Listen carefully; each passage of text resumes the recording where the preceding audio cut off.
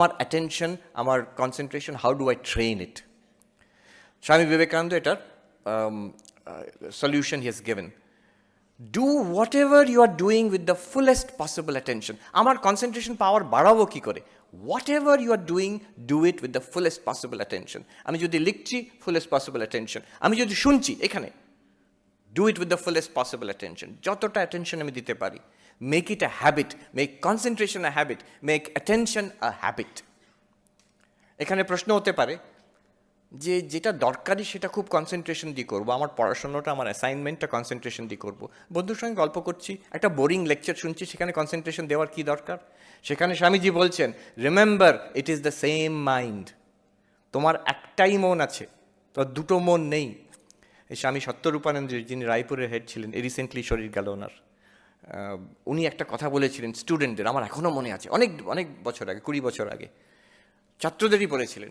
উনি হিন্দিতে বলছেন, ওই যে remember it is the same mind, সেখানে বলছেন ছাত্রদের যে তোমার বাবা শেভ করছেন যে ব্লেডে, সেই ব্লেডটা দিয়ে তুমি যদি আবার পেন্সিল ছিল ওকে, তো if you sharpen your pencil, তোমার বাবা সেই ব্লেড দিয়ে আর শেভ করতে পারবেন? তো ছাত্ররা বললো না, পারবে না।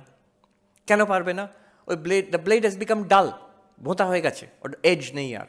বলছেন এক্স্যাক্টলি লাইক দ্যাট, আমার যে মন, if I let it run through out the day, যা ইচ্ছে তাই, এখন মনে হলো একটু বন্ধুর সঙ্গে গল্প করি, গেলাম গল্প করলাম, তারপরে একটু খেয়ে আসি, গিয়ে খেয়ে এলাম, পড়তে বসলাম, না একটা ভালো প্রোগ্রাম আছে একটু শুনতে যাই, চলে গেলাম।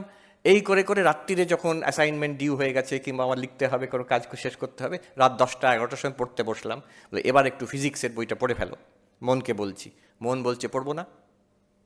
কেন? ঘুম পেয়ে গেছে।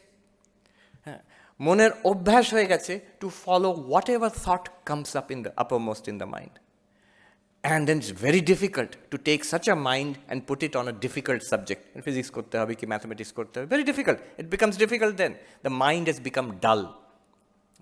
Remember, you have only one mind.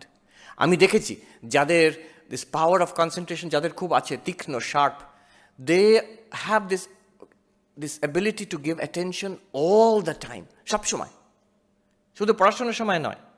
আমি নিজে দেখেছি, নাম করছি না, মহারাজদের মধ্যে খুব ব্রিলিয়েন্ট, সে IIT JEE টপার, মানে অল ইন্ডিয়া র্যাঙ্ক সেকেন্ড, যে বেলুড় মঠে ঘর পরিষ্কার করছে দেখবার মতন, খুব মন দিয়ে, এত কেয়ারফুলি এক একটা গ্রিল পরিষ্কার করছে, ইচ্ছে করে করছে তা নয়, হ্যাবিট হয়ে গেছে ওর, যে কোনো জিনিস করে ভালো করে করে। I have seen the same quality. শুধু IIT ছাত্র কেন, শুধু ইন্ডিয়ানদের মধ্যে কেন, আমি দেখেছি ওখানে আমেরিকাতে চাইনিজ স্টুডেন্ট, এশিয়ান স্টুডেন্টসের মধ্যে, হোয়াইট স্টুডেন্টসের মধ্যে, ছেলেদের মধ্যে, মেয়েদের মধ্যে, সবাইকার মধ্যে, those who are exceptionally good at what they do. এটা হচ্ছে একটা হ্যাবিট হয়ে গেছে to constantly focus, make it a habit. Technique কি? The technique is to do whatever you are doing with the fullest possible attention. ওই সত্যরূপানন্দ যে একটা কথা বলেছিলেন, সেটাকে I just share with you. যার যে স্বামীজির কথা বললাম, উনি হিন্দিতে বলেছিলেন ছাত্রদের, বলছেন যে न्यूनतम का अभ्यास करो, सरलतम से शुरू करो, practice the smallest, start with the easiest. মানে কেমন? মহারাজ বলেছেন ভোরবেলা উঠে, হ্যাঁ, সাধুরা উঠে ধ্যান করেন, আমার ভালো লাগলো, ঠিক আছে, আমি কালকের থেকে 3:30টার সময় উঠবো। এমনিতে তুমি কখন ওঠো? 8:30। তাহলে কখন থেকে উঠবে? তাহলে 3:30। হবে না, it's too big a jump. একদিন করলাম, দুদিন করলাম, তারপর তৃতীয় দিনে হয়ে গেল 10:30টার সময় ঘুম ভাঙলো, তখন গিয়ে তখন নিজের মনকে বলবে এ তুমি পারবে না, এই মহারাজদের ব্যাপারে তুমি পারবে না। স্বামী বিবেকানন্দ পারতেন। No, you are making a mistake, change it. 8:30তে উঠছো তো, you get up at 8:15, get up at, after 15 days get up at 8, after 15 days get up at 7:45। এই করে করে দেখবে it will become possible. 15 minute আগে উঠতে পারবো না, সবাই পারবে। So start with the smallest and practice the easiest. Concentration-এর the 3 components are a laser-like focus, যে জিনিসটা পড়বে, একটা বই পড়ছো, laser-like focus on the book, be completely engaged with the book, hold that focus. 2 minute 3 minute সবাই concentrate করতে পারে, 2-3 ঘন্টা কনসেন্ট্রেট করা, hold that focus. And third, cut away everything else. Everything else in the world you must say no. Mobile phone no, বন্ধুদের সঙ্গে কথা বলা no, মানে আমি দেখেছি ওই যে ইনস্টিটিউট অফ অ্যাডভান্স স্টাডিজ বললাম, যেখানে আইনস্টাইন কাজ করেছেন, ভন নয়ম্যান, গোডেল, অন্যরা এখনও। One thing I noticed, it's a very simple place. একটা ক্যারেক্টারিস্টিক সেখানে, অ্যাবসলিউট নীরবতা, পিন ড্রপ সাইলেন্স। আমরা কথা বলি না, সত্যি একটা পুরো ইনস্টিটিউট কীভাবে এরকম সাইলেন্ট থাকতে পারে।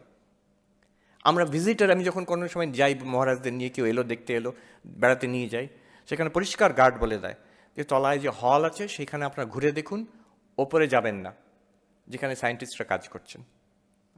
কেন? শব্দ, একটা কথাও বলবেন না ইন দিস হোল ইনস্টিটিউট।